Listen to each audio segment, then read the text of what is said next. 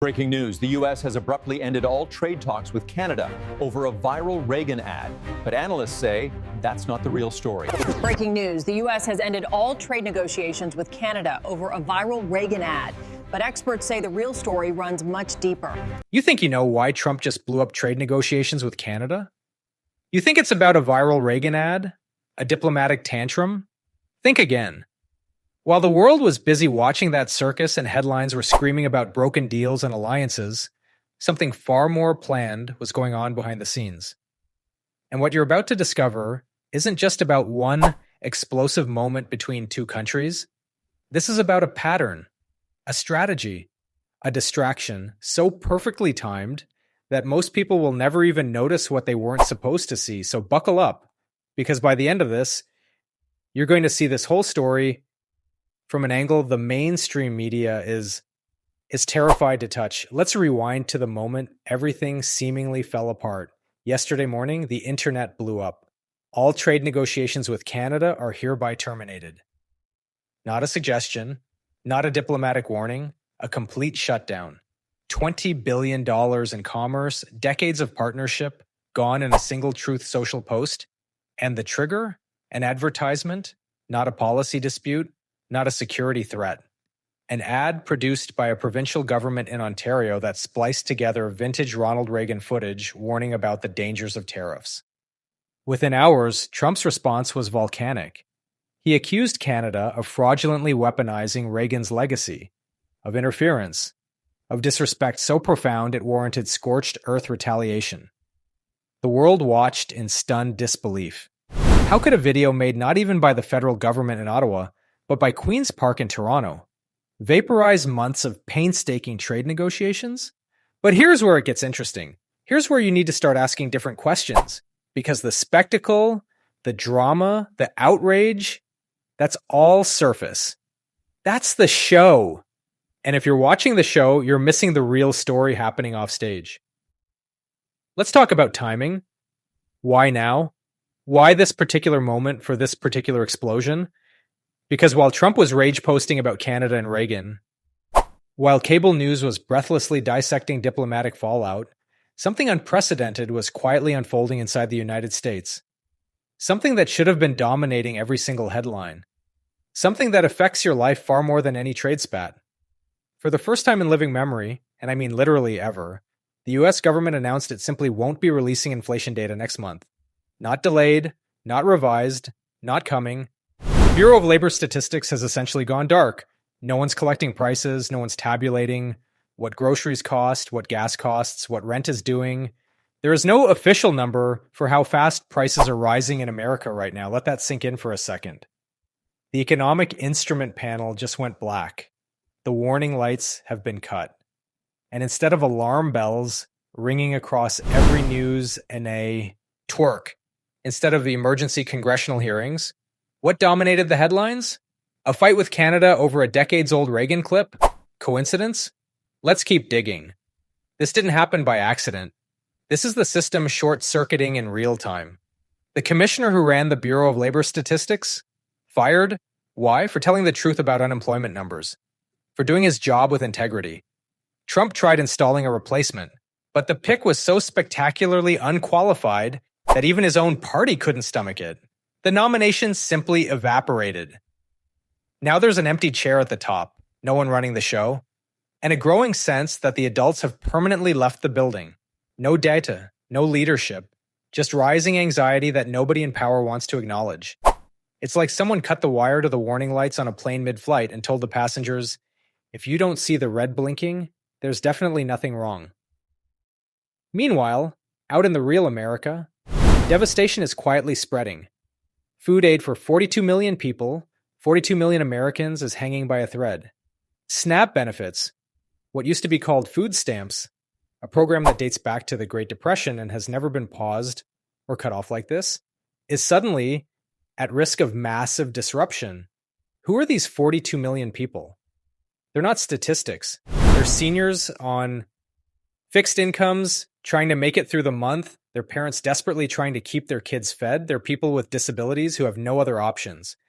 And now, all across the United States, food banks are seeing lines stretching out the door. Some have put up handwritten signs. Please take only what you can use. There are others who need help too. Imagine that, having to ration charity in the wealthiest nation on earth. But here's the thing. This isn't newsworthy to most media outlets because it's not a spectacle. There's no yelling. There are no dramatic split screens, no countdown clocks. It doesn't trend on Twitter. You won't see a primetime White House press conference addressing it. It's not sexy. It doesn't generate clicks. But this is the actual ground truth for tens of millions of human beings right now. And what's the main event dominating news cycles? Not families wondering if they'll afford groceries next week, not workers anxious about whether they'll have jobs by Christmas, but a diplomatic meltdown over a Reagan ad that most Americans will never even watch. That's what gets the spotlight. That's what captures attention. That's the show. So let me ask you something. If you were running a government facing catastrophic economic news you couldn't spin, couldn't massage, couldn't make look good, no matter how hard you tried, what would you do? Would you let the media focus on inflation spiraling out of control, on food insecurity reaching crisis levels, on the fact that you literally can't even produce basic economic data anymore? Or would you create a distraction so loud, so dramatic, so perfectly calibrated to dominate headlines that nobody notices what's really happening? This is the anatomy of political sleight of hand.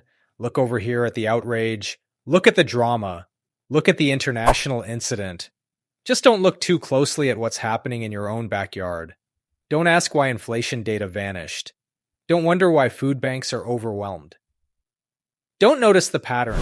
Let's talk about what that missing data actually means, because this isn't just an inconvenience. This is a structural catastrophe. Every month, the Consumer Price Index tells us how fast prices are rising or falling. It's not trivia for economists. This number shapes how Social Security gets adjusted, how wage contracts are negotiated, how businesses plan for next year, and crucially, how the Federal Reserve decides what to do with interest rates. The CPI is woven through almost every aspect of the American economy. It's the foundation. So what happens when the foundation disappears? When the Fed, the literal pilot of the US economy, doesn't know whether inflation is cooling down or heating up, they're flying blind. They're trying to land a plane in a storm with fogged windows and no radar. The risk here isn't theoretical. If the Fed guesses wrong, if they raise interest rates too much based on incomplete information, they could tip the entire country into recession. If they cut rates at the wrong time, they could pour gasoline on an inflation fire that's already raging. There's no margin for error when you don't have the numbers. And the ripple effects? Massive. Everything from mortgage rates to car loans, from grocery bills to heating costs, all of it ties back to these decisions. Businesses can't plan investments. Retirees don't know if their fixed incomes will keep pace with rising prices. Families can't budget when they don't know what next month's bills might look like. But there's something even more insidious happening here. This isn't just about economics. This is about trust. When official data goes dark, when the government either can't or won't tell you what's really happening, it sends a message. Either we don't know what's going on or we don't want you to know. Neither option is remotely acceptable. And that's where the distraction becomes essential. That's where picking a fight with Canada, creating maximum drama over a provincial advertisement becomes strategically brilliant. When your numbers look terrible, when you can't even produce numbers, you create spectacle. You redirect attention. You make sure the headlines are filled with anything except the truth. While Americans were arguing about whether Trump overreacted to the Reagan ad, the US quietly announced the highest inflation spike since January. Beef prices soared. Gas became a luxury many couldn't afford. Corporate America responded with massive layoffs. Microsoft, Meta, Boeing, Target, thousands upon thousands thrown out of work. Their responsibilities quietly folded onto whoever remained. In Washington, an opulent new White House ballroom was unveiled, rumored to soon bear the name President Donald Trump. The cost? Somewhere between $100 and $350 million. Nobody's quite sure yet. Meanwhile, the Social Security Administration released the smallest cost of living adjustment in years, about $56 a month. While health insurance premiums climbed by 30%, while the average car in America now costs $50,000. For millions of people, the numbers simply don't add up anymore. But instead of answering for any of that, instead of explaining why the economic data disappeared, or how families are supposed to survive, The administration created a diplomatic crisis that dominated every news cycle. This is the playbook. This is the strategy. When you can't win the argument, change the subject. When you're losing at home, start a fight abroad. When reality becomes too uncomfortable, manufacture a spectacle so compelling that nobody remembers to ask the uncomfortable questions. And who pays for this? It's not the politicians crafting these distractions on social media. It's not the people making explosive decisions from behind executive desks. It's the welders and line cooks and caretakers. It's the exhausted retail workers and nurses who rely on stable prices and steady employment to hold their lives together. It's families trying to plan for a future that suddenly feels untethered from any sense of security or predictability. The tragedy here isn't just that the US torched a decades-long partnership with Canada over a provincial advertisement. The tragedy isn't even that Ronald Reagan's memory became a convenient pretext for diplomatic warfare. The tragedy is that millions will remember the trade drama, but only a fraction will notice the month the economic data vanished. Only a few will register the food banks rationing meals or the layoffs that fell like autumn leaves, quiet and constant. This is governance by distraction, governance by erasure. What matters most is precisely what remains unseen, what gets buried beneath the spectacle, what never makes it to the headlines because something louder, angrier, more dramatic has captured all available attention. So here's what you need to understand. When you see an explosion like this, when you witness a seemingly irrational decision that dominates news cycles and captures global attention, ask yourself, what am I not seeing? What's happening while everyone's looking in this direction? What would they prefer I didn't notice? Because the real story is rarely the loudest one. The real crisis is happening in the silence between the headlines, in the food bank lines stretching around city blocks, in the families anxiously checking bank accounts and wondering how they'll make it through another month, in the missing data that should be ringing every alarm bell but somehow isn't. A government that rules by distraction rules by deletion, and the cost of that erasure isn't measured in broken trade deals or damaged diplomatic relationships. It's measured in human lives quietly struggling while the world watches a show designed specifically to keep them from looking at what actually matters.